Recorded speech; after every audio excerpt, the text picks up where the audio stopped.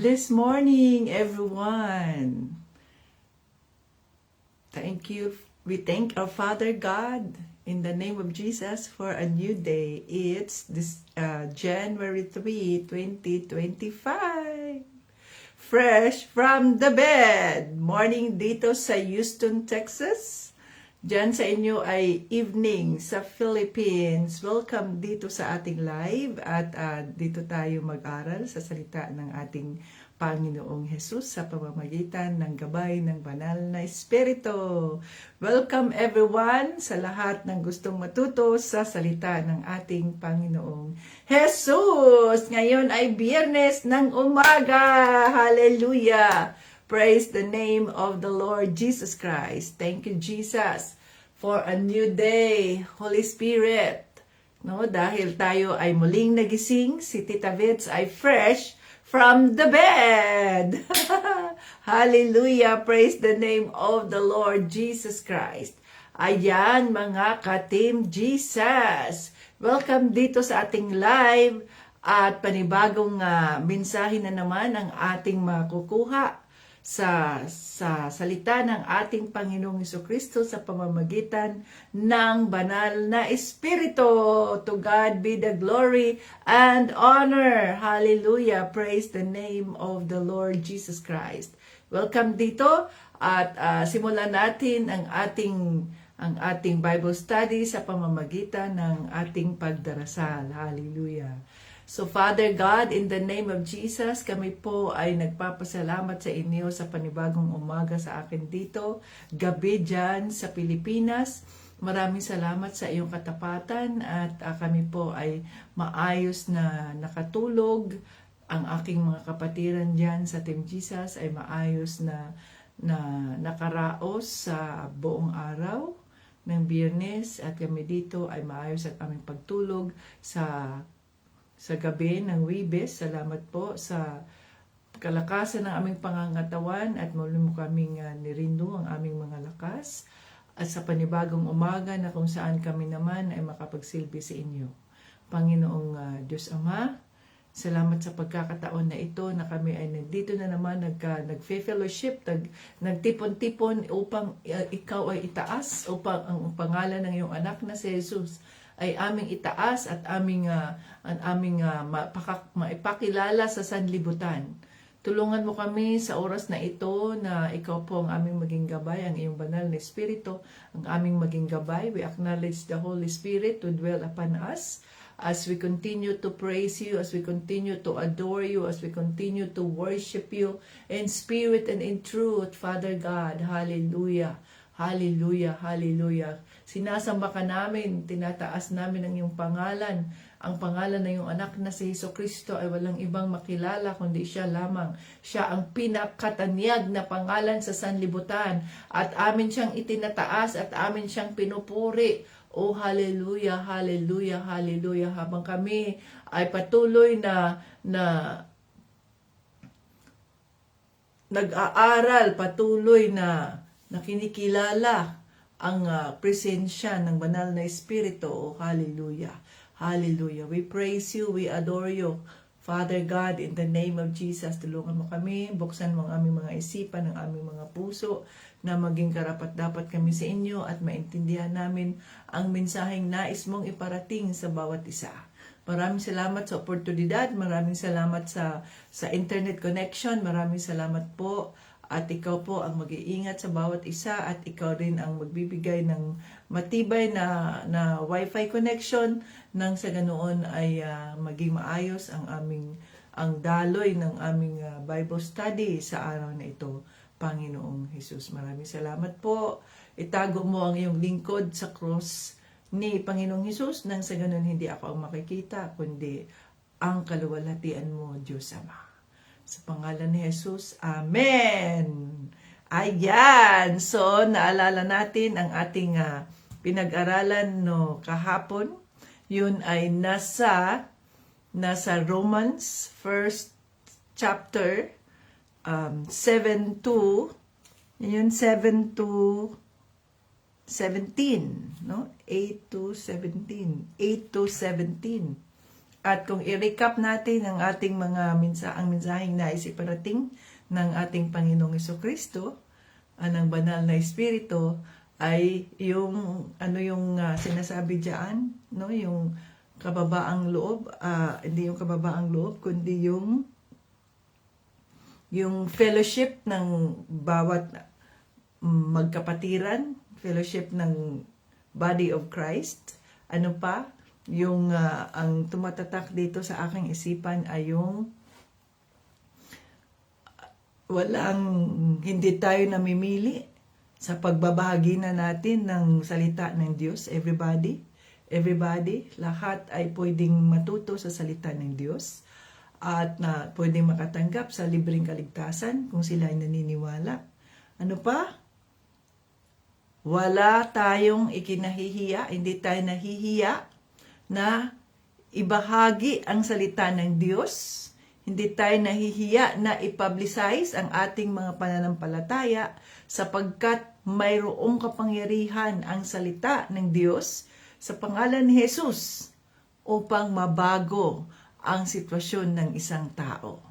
Kaya kung mayroon man tayong sabihin nating pinakamagandang regalo na pwede nating ibahagi sa ating kapwa, lalo na sa ating mga pamilya, ay ang ipagdasal sila at ipag-pray, ibahagi ang libreng kaligtasan ni Panginoong Jesucristo.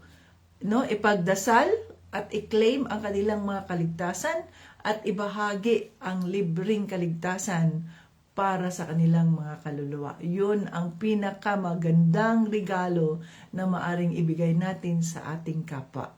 Hindi nababalot ang tunay na mga regalo sapagkat ito ay hindi nasisira, ito ay hindi kakawalawangin, hindi ito maluluma.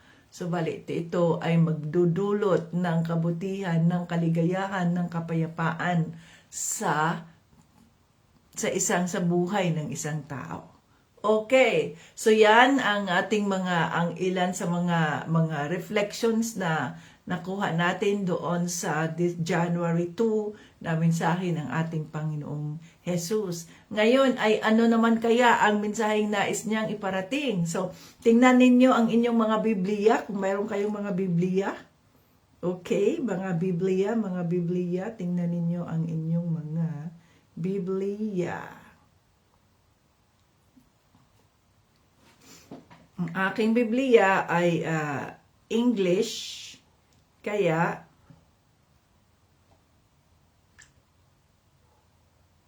i-share ko muna ito.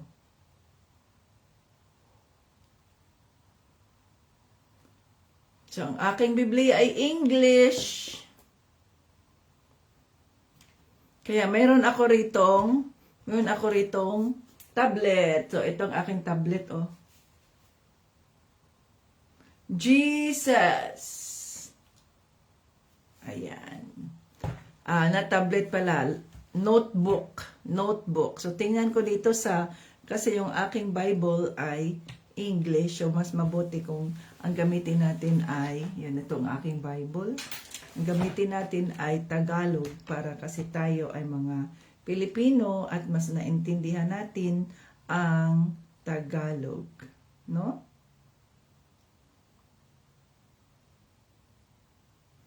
Okay. So tayo ay mahaba ang ating pag-uusapan dito. Ito ay nasa Romans chapter 1 verses 18 to 32.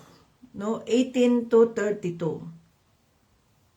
Tingnan ko sa aking Biblia. Yes, 18 to 32 ang ating pag-uusapan. Di pwedeng putulin ito dahil maputol ang ideya ng mensahe ng Diyos. Kaya kailangan ay buo natin siyang mabasa, mga ka-Team Jesus. Anyway, ngayon ay Friday na dyan sa inyo.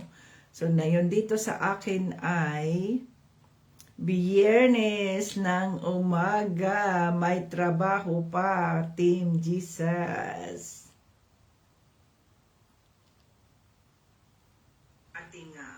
Pag-uusapan Ayan, merong music, merong sound. The sound of silence. Okay. So, tingnan natin ang asan ang inyong mga ano dyan, ang inyong mga Biblia, at buksan ang inyong mga Biblia sa Romans chapter 1 verses 18 to 32. Okay? So, ang pamagat ng teksto na ito ay mga kasalanan ng sangkatauhan. Ayan. So, sabi dito, dito tayo sa 18. Nahahayag mula sa langit ang puot ng Diyos laban sa lahat ng kalapastanganan at kasamaan ng mga taong dahil sa kanilang kasamaan ay hinahadlangan ang katotohanan. Sapagkat ang maaaring malaman tungkol sa Diyos ay maliwanag dahil yun ay ipinahayag sa kanila ng Diyos. Mula pa ng likhain ng Diyos ang sanlibutan, ang kanyang likas na hindi nakikita, ang kanyang kapangyarihang walang hanggan at ang kanyang pagka-Diyos ay maliwanag na inihayag ng kanyang mga ginawa. Kaya't wala na silang maidadahilan pa. Kahit nakilala nila ang Diyos, siya'y hindi nila pinarangalan bilang Diyos, na pinasalamatan man, ani pinasalamatan man. Sa halip, naghaka-haka sila ng mga bagay na walang kabuluhan, kaya't nagdilim ang hangal nilang pag-iisip. Kakatakot to mga ka-Team Jesus, no? Yung mensahe ng Diyos. Kakatakot. Okay. Dito tayo sa 22. Sila'y nagmamarunong, ngunit lumitaw na sila'y mga hangal. Tinalikuran nila ang kaluwalhatian ng Diyos na walang kamatayan, at ang sinamba nila ay mga larawan ng mga taong may kamatayan, ng mga ibon, ng mga hayop na lumalakad, at ng mga hayop na gumagapang. Kaya't hinayaan na sila ng Diyos sa kanilang maruruming pagnanasa hanggat sa hindi na nila mapigil ang paggawa ng kahalayan sa isa't isa. Tinalikuran nila ang katotohanan tungkol sa Diyos at pinalitan ng kasinungalingan. Sinamba nila at pinaglingkuran ang mga nilikha sa halip na ang lumikha na siyang dapat papurihan magpakailanman. Amen. Hallelujah. 26 tayo. Dahil dito hinayaan sila ng Diyos na mahahalay na pagnanasa. Dahil dito hinayaan sila ng Diyos sa mahahalay na pagnanasa. Ayaw nang makipagtalik ng babae sa lalaki ayon sa likas na kaparaanan. Sa halip, ay sa kapwa babae sila nakikipag-ugnayan. 27. Ganon din ang mga lalaki. Ayaw na nilang makipagtalik sa mga babae ayon sa likas na kaparaanan. At sa kanilang kapwa lalaki sila nahuhumaling. Ginagawa nila ang mga kasuklam-suklam na bagay, kaya't sila'y paparusahan ng nararapat sa kanilang masasamang gawa. 28. Dahil ayaw nilang kilalanin ang Diyos, hinayaan sila ng Diyos na sa masasamang pag-iisip at sa mga gawaing kasuklam-suklam. Naging alipin sila ng lahat ng uri ng kasamaan, kabuktutan, kasakiman, maruruming pag-iisip, pagkainggit, pagpaslang, pagtatalo, pandaraya at masasamang hangarin. Sila'y naging mahilig sa chismis. Hala! Sila'y naging mahilig sa chismis. Ouch! Sino yung mga makikilig sa chismis dyan? mapanirang puri, nasusuklam sa Diyos, walang pakundangan, mapagmataas, mayayabang, mapagkatha ng kasamaan, at suwail sa magulang. O, mga suwail sa magulang, nandito kayo. Hala, sino mga suwail sa magulang? Dito tayo sa 31. Sila'y naging mga hangal, mga taksil, mga walang puso, at di marunong lumingap sa kapwa.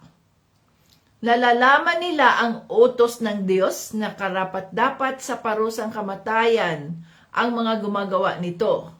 Gayunman, hindi lamang patuloy sila sa paggawa nito, kundi sumasang-ayon pa sila sa mga gumagawa rin ng mga ito. Holy Spirit, salamat po sa iyong mga salita. Lead us today na maintindihan namin ang mensaheng nais mong iparating sa bawat isa. In Jesus' name, Amen. Okay. So, ano na ang... Ayan, mga ka-Team Jesus, ang mensahe ng Banal na Espiritu sa araw na ito, araw ng Biyernes, January 3, 2025. So kung tingnan natin dito, pag-usapan natin ang mensaheng ipinarating dito. Ito yung mga kasalanan ng sangkatauhan. So lumalabas dito ngayon, mga ka-Team Jesus, na ang mundo ngayon sa kasalukuyan, kahit alam nila ang laman ng salita ng Diyos. Alam natin ang laman ng salita ng Diyos. Subalit nakakalungkot, sapagkat sa halip na ating sundin ang sinasabi sa salita ng Diyos at alam natin ang posibleng maging parusa nito, pero mas pinili pa rin ng tao na sundin ang sarili niyang laman, the flesh. At tinuturing niya ang kanyang sarili na Kristiyano. Subalit, kung titingnan mo, ayan, ang sabi dito,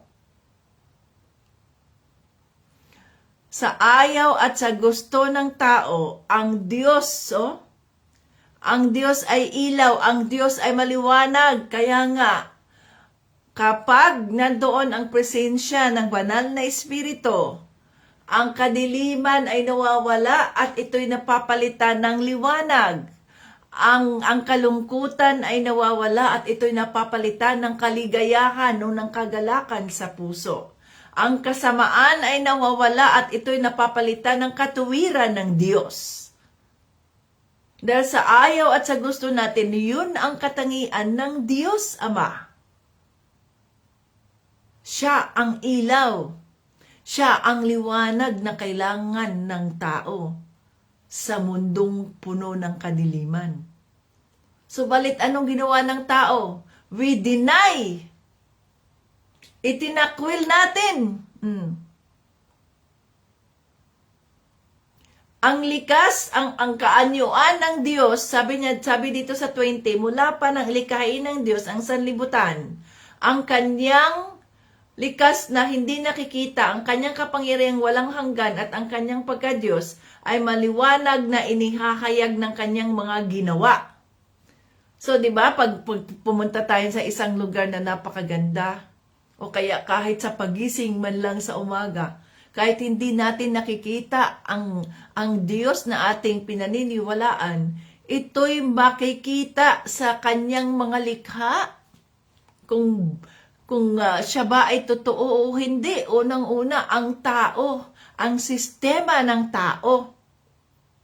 Biruin mo yan, yung ating, kahit yung cell man lang na hindi nakikita sa naked eye ng ating karaniwang mga mata, ay kung doon lang yan sa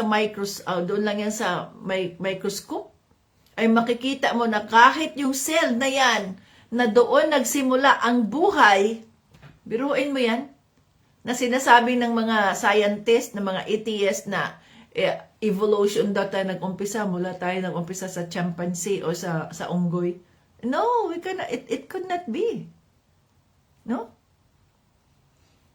Makikita mo doon ang kagalingan ng Diyos sa ating mga brain, sa ating mga utak, puso, sa ating mga tainga, sa ating mga ilong, bibig. Kahit ang tao man lang ang pag-aralan natin, doon mismo makikita na natin kung gaano kagaling ang Diyos. Pagpupunta naman tayo sa mga likha ng Diyos na mga bulaklak, mga tanim, mga prutas at iba pa, no? Lahat ng bagay sa mundo, kung pagtutuunan lamang natin ng pansin, makikita natin na there is God who exists, who created all these things. Subalit anong ginawa ng tao? The man denies it. At ang siyensya ang lalong pinagtitibay na walang Diyos. There is God who created the universe. It is God Almighty. Oh, hindi nakikita, subalit ang anumang bagay na nakikita natin sa mundo, kahit na yung mga hayop man, yung mga tanim o ano pa man, kahit yung ulap, iba-ibang anyo. Kahit yung araw, makikita mo sa umaga at sa gabi, yung buwan.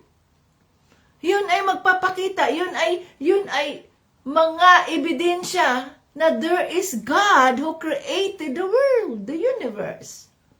Subalit ang iba ay dinideny ang mga ito. Oh, anong ginawa dito ngayon ng tao? Akala ng tao, siya ay mas magaling. Ang kala ng tao, mas marunong tayo, mas marunong pa tayo sa Diyos. No. Ang karunungan ng tao ay kamangmangan sa harap ng Diyos. Ang totoong karunungan ay nanggagaling sa ating Diyos Ama. Ang totoong karunungan, yung wisdom. So, kung titingnan ninyo dito, ang daming mga ipinapakitang mga idea, no? Unang-una ngayon, laganap ngayon sa sanlibutan, lalo na sa Europe. Kahit dito sa Amerika din. But praise God, dahil sa Pilipinas ay hindi pinayagan. I do not know yung, anong tawag ng bill na yun sa Pilipinas, na kung saan pwede nang mag-asawa yung lalaki sa lalaki, babae sa babae. Doon sa Europe, ayan, nag-asawa na ang lalaki-lalaki, ang babae-babae. Tingnan ninyo dito, oh. Oh, anong sabi dito? Ngayon sa kasalukuyan, anong sinasabi dito, oh? Ang mga babae ay hindi na nakikipagtalik sa lalaki na yun ang likas. Kundi doon na sila sa kanilang kapwa babae. Ang mga lalaki ay hindi na rin nakikipagtalik sa babae na yun ang likas. Yun ang pagkalikha ng Diyos sa sanlibutan. God created man and woman, Adam and Eve. Subalit ang nangyayari ngayon ay Adam and Adam, Eve and Eve. So ano na ang nangyayari? Yung go to the world and multiply ay hindi na nangyayari sapagkat puro na lang lalaki at lalaki, puro babae at babae dito sa Amerika. Mas marami pa dito ang mga pets kaysa sa mga bata. No? So, couple ang tawag sa kanila dito. At kapag hindi mo pinakasal itong mga ito at you deny the rights, ay pwede ka pang kasuhan, pwede ka pang ikulong. O see? Ganon kadilim, ganon na ang sitwasyon ng society ngayon. Kung ano ang sabihin natin, sa halip na ang sabi dito, alam natin, tingnan nyo ang mensahe dito. Nalalaman dito sa 32, sa Romans 1, chapter 1, verse 32. Sabi dito, nalalaman nila ang utos ng Diyos na karapat-dapat sa parusang kamatayan ang mga gumagawa nito. Yung yung mga mapagmataas, mayayabang, mapagkata ng mga kasamaan, suwail sa magulang, yung mga naninira ng puri, yung mga nasusuklam sa Diyos, no, yung mga pagkainggit, kabuktutan, kasakiman, mga maruruming pag-iisip natin, yung mga dirty minds natin, o mga kasalanan yun, kaya be careful sa ating mga iniisip. Dahil kahit sa pag-iisip lang ay nagkakasala tayo. No? Nagkakasala tayo kahit sa pag-iisip man lang. O, tingnan ninyo. Ano o? Kabuktutan na naging alipin sila ng lahat ng uri ng kasamaan. Dito tayo sa 29. Kabuktutan, kasakiman, maruruming pag-iisip. Pagkainggit, ayan, yung mga nagsasabing sana all. Hala, bakit kayo magsasabi ng sana all? Gayong tandaan natin, our God is a fair God. Kung ang isang taong yan ay mayroon siya na wala ka, sapagkat mayroon ka na wala din siya. Kaya dapat tayo ay maging kontento, magkaroon tayo ng pusong puno ng pasasalamat, gratitude, kung ano mang mayroon tayo, sapagkat ang ating pinaniniwalaan, our God is a fair God. So, walang perpekto sa mundo, walang perpektong tao, ang Diyos lamang ang perpekto.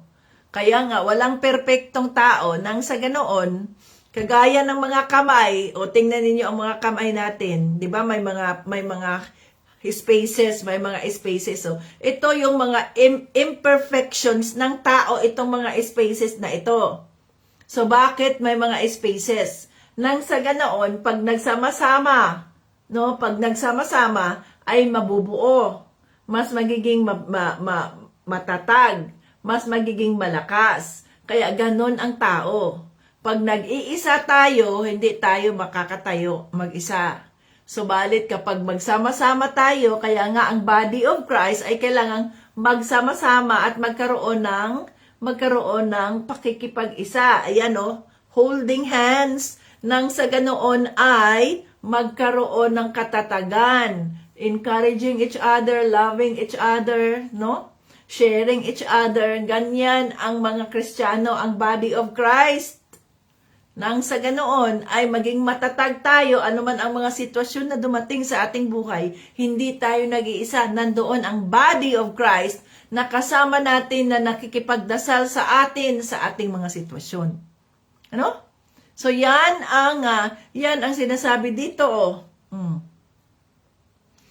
Pagpaslang, pagtatalo, pandaraya at masasamang hangarin. So yung mga masasamang motive natin, no, sa taong yan, sabihin natin sana mamatay ka na, sana maganyan ka na, sana yun, kasalanan yun mga ka-Team Jesus. Kaya mag-ingat tayo. Kaya nga, Lord, renew my mind, Lord, renew my heart, na magiging pure ang ating mga iniisip, magiging pure ang ating mga nararamdaman. At kung tayo ay nagkakasala, ay humingi lang tayo ng kapatawaran, sapagkat nandoon ang pagpapatawad ng ating Panginoong Jesucristo. Palagi yan sa pamamagitan ng banal na Espiritu. Subalit huwag na nating ulitin kung tayo nagkamali. Huwag ulitin. Kung hindi yung paulit-ulit pa rin, so hindi tayo nag-repent kasi walang pagbabagong nangyari. Okay? So dito tayo, yung mga mahilig sa chismis. Hala! Sino mga chismosa dito? Ouch kayo dyan. Mga mahilig sa chismis. Kasi nga, wala tayong karapatang pag-usapan ang buhay ng may buhay. Huh? So mind your own business lang tayo mga ka-Team Jesus. Kung nakita natin na ganyan yung tao na yan, ipagdasal natin sila. Lord, katagpuin mo po ang taong ito, Lord. Kawawa ang kaluluwa na yan. Katagpuin mo po. Ganyan dapat. Hindi yung chismis natin, si ganito ba, si ganyan, si ganun ba, si ganyan. Ha? Lalo na kung wala naman tayong katotohanan, wala namang katotohanan yung mga kwentong naririnig natin. Kaya dapat tayo ang pumigil sa kwento na yan.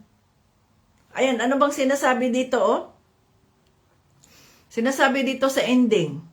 Dito tayo sa 32. Nalalaman nila ang utos ng Diyos na karapat-dapat sa parusang kamatayan ang mga gumagawa nito. So alam natin, people, man is aware. Ang mga tao, alam ng mga tao na mga kasalanan yan at mayroong parusa na nakaakibat ang kasalanan na yan. Subalit, anong sabi dito? Gayunman, hindi lamang patuloy sila sa paggawa nito, kundi sumasang-ayon pa sila sa mga gumagawa rin ng mga ito. O see?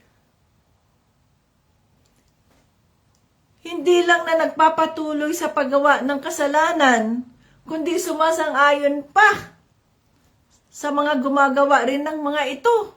Hinahayaan lang natin ang mga ito na magkaganyan ang mga buhay nila. Hindi man lang natin sila iniluhod sa trono ng kaawaan ng Diyos. Father God, I kneel down before your throne, Lord. Patawarin mo ang kapatid kong ito, Lord, na gumagawa ng ganyan. Lord, have mercy po. Hinayaan natin, tumatawa pa tayo. We tolerated the sin. Instead na i-rebuke natin ang kasalanan na yan. Tayo pa ang nag-tolerate, tayo pa ang sumang-ayon, tayo pa ang nagsasabi ng Amen. Ala? Bato-bato sa langit ang tama ay magtino. Masakit ito, no? Masakit na katotohanan. Subalit sa pamamagitan ng pag-rebuke ng banal na espiritu sa atin, doon tayo binabago ng Diyos Ama kung tanggapin natin ang rebuke na yon. Subalit kung tayo ay stubborn, kung tayo ay matigas ang mga ulo natin, bahala na yan sila sa mga buhay nila. Ito lang naman to. Kung ma-justify tayo sa ating mga kasalanan, sa halip na tayo magpakumbaba, Lord, patawad po, Lord. Nandoon ang conviction ng Holy Spirit. Nagsabi ng Holy Spirit, mali yung ginawa mo. Humingi ka ng tawad. Lord, patawarin mo po ako. Ang Diyos ay mabuti, puno ng pagmamahal sa mga taong mapagkumbaba. Blessed are those whose spirits are meek. No, meek, ibig sabihin nun ay mapagkumbabang espiritu na tumatanggap sa kanyang mga nagawang kasalanan, na tinanggap na siya'y nagkasala sa halip na mag-justify sa kanyang sarili. No? Mayayabang, mapagmataas. Ayan. So yung mga proud, yung mga puno ng pride, ayaw ng Diyos niyan. Because He loves the humble heart. So ito ang katotohanan, ang masakit na katotohanan, mga ka-Team Jesus, sa nangyayari sa ating paligid, sa nangyayari sa mundo ngayon. Maari sabihin mo man itong salitang na ito na ginawa, na pinadala ni Pablo sa mga taga-Roma ay 2,000 years ago. 2,000 years ago noong isinilang si Panginoong Hesus, no? Pero tingnan ninyo ngayon sa kasalukuyan, ito ngayon ang nangyayari sa ating mundo. Kung tayong mga Kristiyano na nakakaalam sa katotohanan ay hahayaan lang natin itong mga ito na siyang magdominan sa mundo, anong mangyayari sa mundo? No? To God be the glory, sapagkat kahit na si President Trump ay hindi perpekto at siya rin ay makasalanan, subalit nang dahil sa pagtayo ng mga Kristiyano dito sa Amerika at sa buong daigdig na naniniwala sa Biblia, the Lord honored our prayer. The Lord honored our prayer. Ano nangyari? Si President Trump ang nanalo sa eleksyon. Landslide! Hallelujah! To God be the glory. See? Landslide ang eleksyon, mga ka-Team Jesus. Landslide.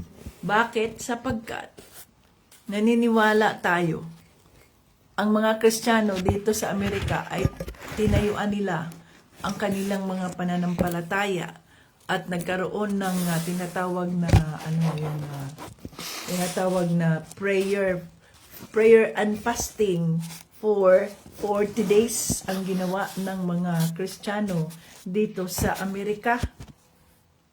Prayer and fasting ang ginawa ng mga Kristiyano. Sapagkat si President Trump na mag-uumpisa ang kanyang administration ngayong sa Monday, January 6, ang inauguration, no? Binaban niya ang same-sex marriage. No? At marami siyang mga binaban na yung mga transgender ay hindi pwedeng mag-join ng laro sa palaro, no? Sa mga Olympics. Kung transgender siya, lalaki siya, naging babae siya, magjo-join siya sa laro ng mga babae. Anong laban ng mga babae dyan? Gayong likas na malakas siya sapagkat lalaki ang pagkalikha ng Diyos sa kanya. Ang daming mga binaban si President Trump laban sa kasalanan na nandito sa Romans. So, to God be the glory. The Lord hears the cry of the American people and the immigrants. Kasama tayo niyan upang sa ganoon mabago ang Amerika. Dahil grabe talaga dito. Kahit sa Europe, mga kating Jesus, itong LGBTs, na kung saan gumamit sila ng flag na rainbow, misled by the enemy. Sapagkat ang rainbow, mga kating Jesus, hindi yan galing sa tao. Ang rainbow ay galing ang rainbow, mga kating Jesus, ay galing yan sa Diyos. Yung rainbow ay yung covenant na ginawa ng Diyos Ama at ni Noah pagkatapos na ginunaw ng Diyos Ama ang mundo ng 40 days and 40 nights na flood, di ba? At doon sa Noah's Ark, kung sino yung nakasakay doon, ang pamilya lang niya, yun lang ang naniniwala sa kanya ay dahil pinagtawanan siya ng sanlibutan na bakit ka gumagawa na ang laki ng ark na yan, wala namang ulan, wala namang ang init-init ng mundo. So, hindi sila naniniwala kay Noah.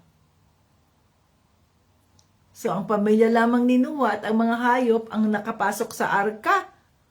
Hanggang sa magsara ito at nagkaroon ng malakasang pag-ulan for 40 days and 40 nights.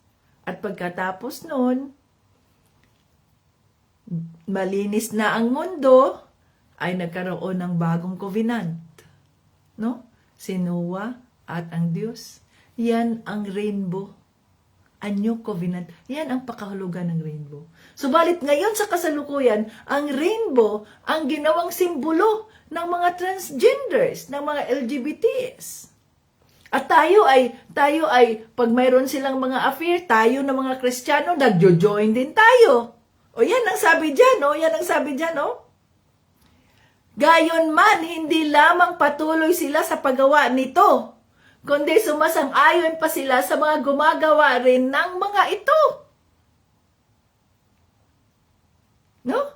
O, sumasang-ayon pa tayo sa kanila sa halip na iyakan sila, iluhod sila sa harap ng trono ng kaawaan ng Diyos. Humingi tayo ng kapatawaran sa kanilang mga ginawa. We will not support them. Anong ginagawa ninyo? Anong ginagawa natin? Ginagawa ninyo pag may mga gay shows, may mga pasun show na mga gay, mga ganyan, share pa kayo diyan, manood pa kayo diyan, tawanan pa kayo diyan. You tolerated the sin. Oh. Na? You tolerated the sin. Instead, na hindi natin sila suportahan. The Lord loves everyone, no? He loves the sinner, but hates the sin. O tayong mga Kristiyano, anong dapat nating gawin sa mga yan? Wala eh. We supported. Tingnan ninyo ang inyong mga Facebook. Tingnan ninyo, sino-sino kayo rito. Na nagsishare pa kayo ng mga ganyan. Nagsishare pa kayo ng mga thoughts nila. Oh. Di ba?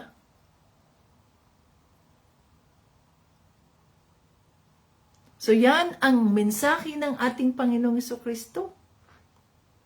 Ng banal na Espiritu. Bilang mga Kristiyano, anong gagawin natin?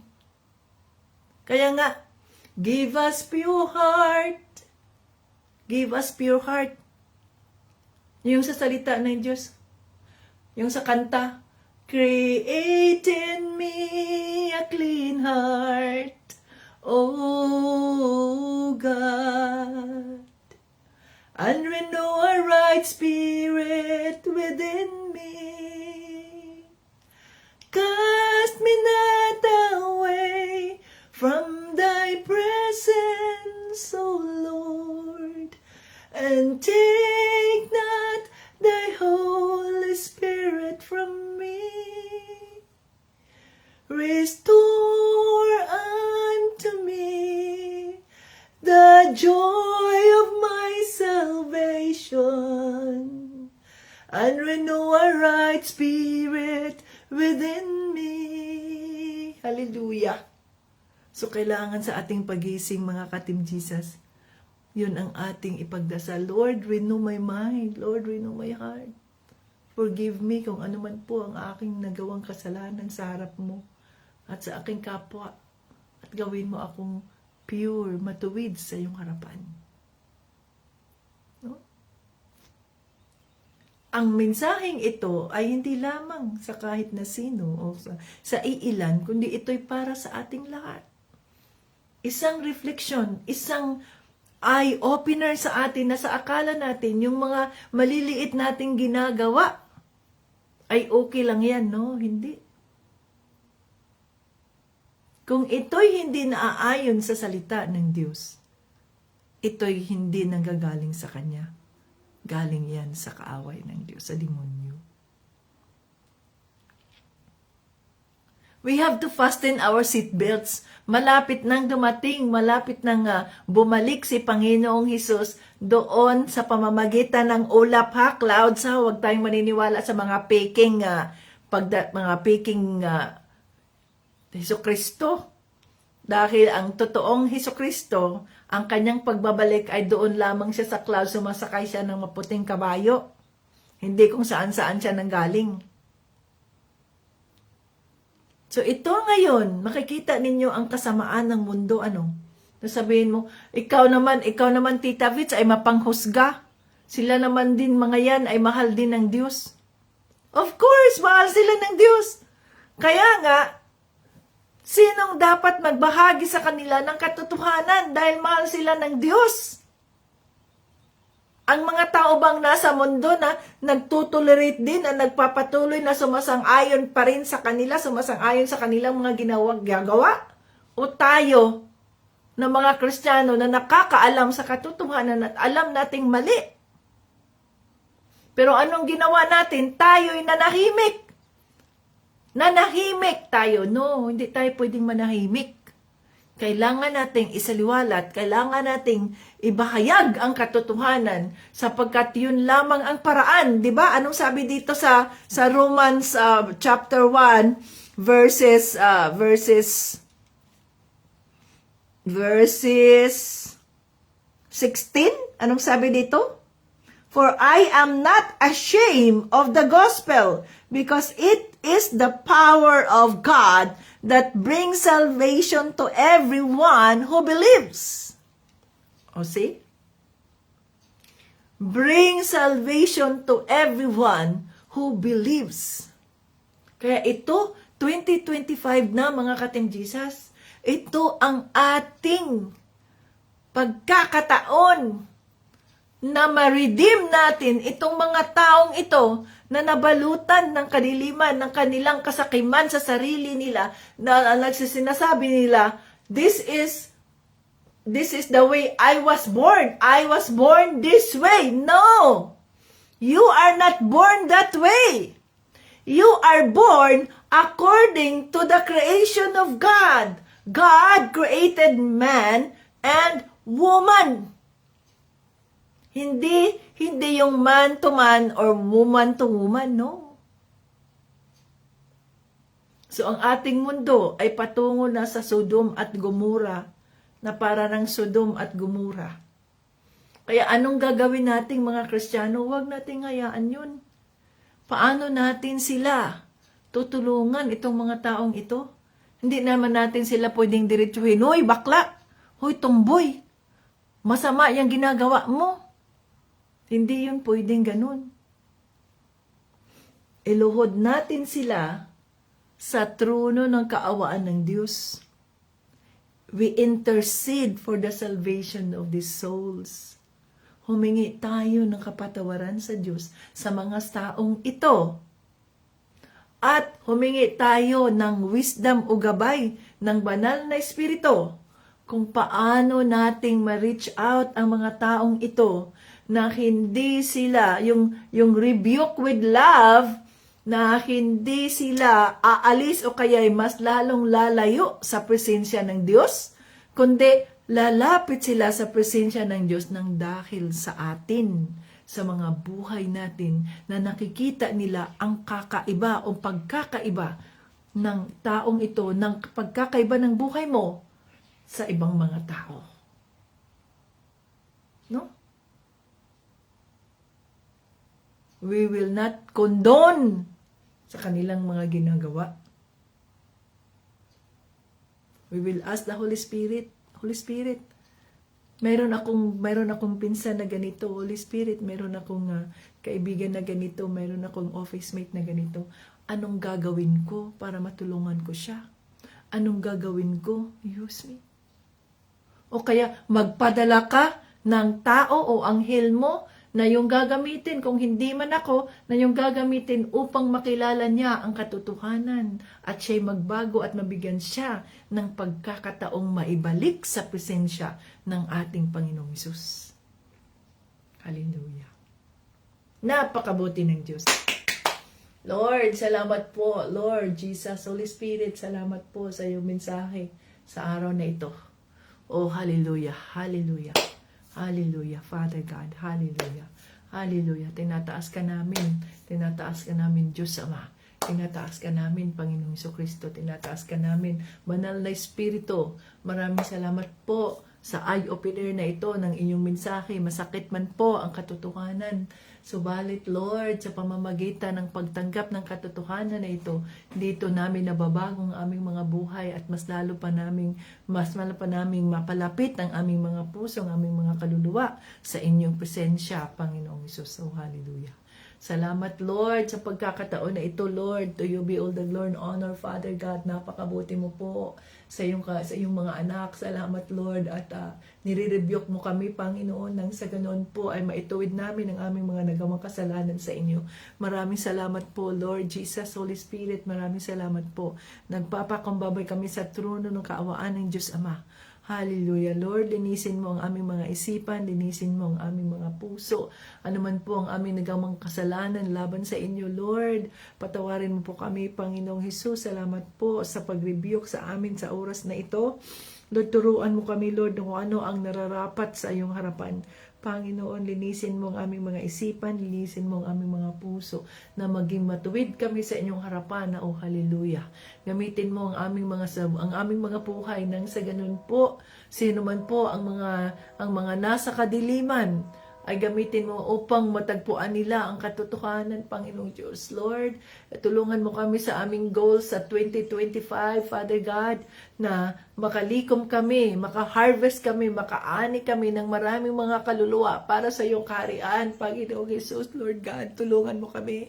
Wala kaming magagawa kung wala ka, Lord Jesus. Kailangan po namin kayo, Lord. Hayaan mo ang iyong banal na Espiritu ang aming maging gabay upang sa ganun maisa katuparan namin ang aming desire, Lord, na makapagdala ng maraming kaluluwa sa iyong kaharian, na kung saan ang aming reward ay wala dito sa lupa, kundi ang aming reward ay nasa langit, nasa iyong kaharian. Oh, hallelujah, Father God, in the name of Jesus. Maraming salamat po. Maraming salamat sa mga dumalo sa oras na ito. Ano man ang kanilang mga kahilingan ngayon, Lord God, sa kanilang mga pamilya, sa kanilang mga sarili, sino pa man po ang kanilang ipinagdarasal.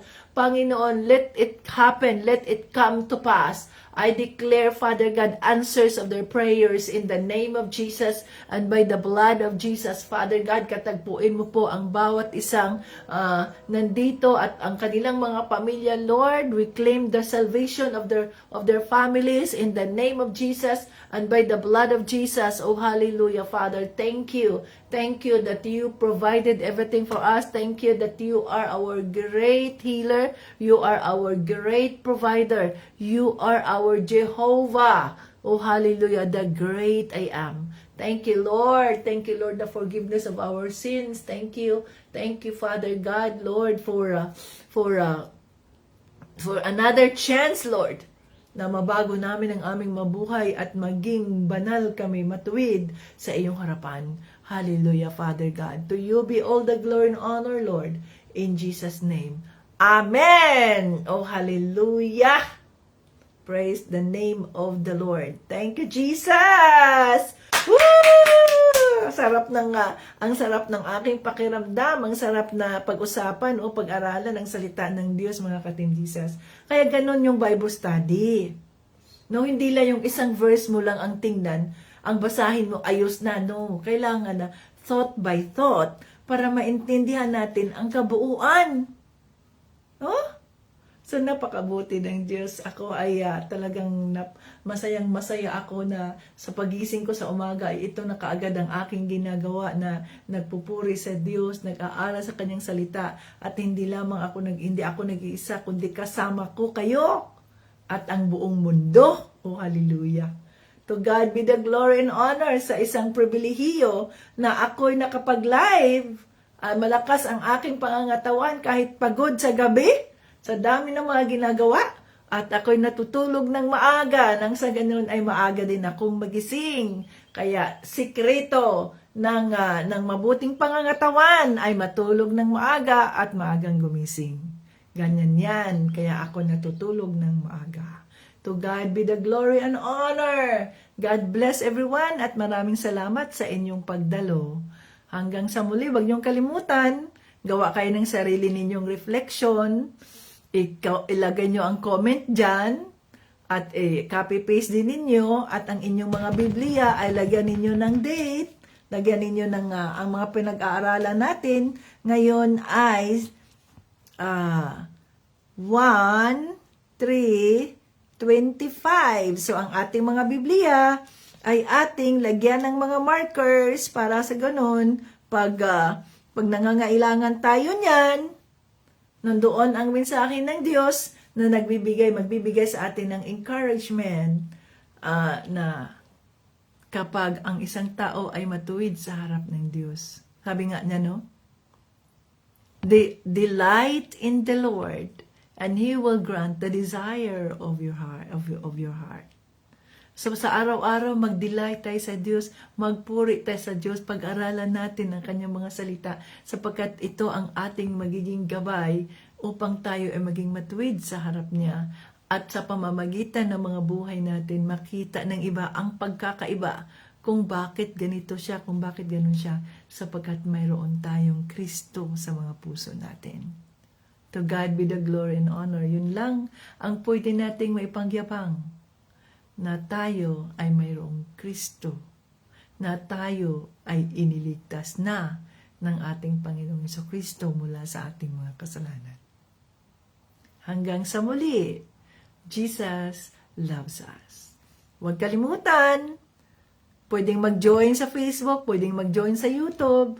Kaya Team Jesus members, mandatory sa inyo yan, na dapat mayroon kayong reflection doon sa YouTube at reflection din dito sa Facebook, ha? So hanggang sa muli, God bless everyone and Jesus loves us. Bye-bye.